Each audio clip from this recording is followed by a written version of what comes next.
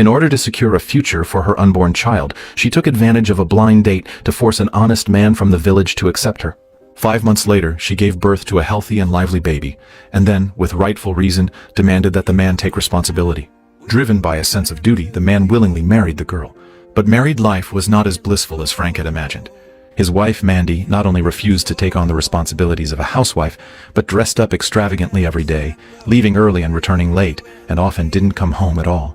This left him with an indescribable confusion and sense of loss. Frank began to suspect that this woman was not as well behaved as he had thought. Finally, one night, Frank gathered his courage and quietly followed her.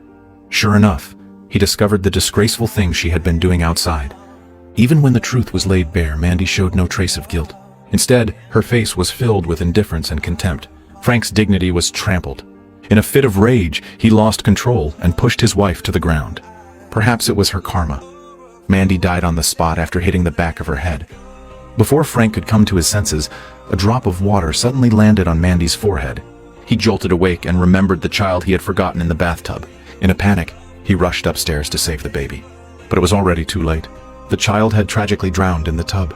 Frank was charged with the crime of killing his wife and child and sentenced to 25 years in prison.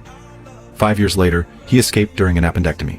To evade police pursuit, Frank held a young boy hostage at a convenience store and used him as leverage for his escape. Frank brought the boy to his mother, threatening her with the child's safety and forcing her to drive him home immediately.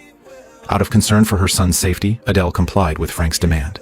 Perhaps she had already guessed that Frank was the fugitive being reported on the news, as she remained silent and tense throughout the ride. Even when they passed a police car head-on, she didn't dare make a move, because her son Henry was the only emotional anchor she had left in this painful world. Adele didn't know what Frank's true intentions were, but as long as she could keep her son safe,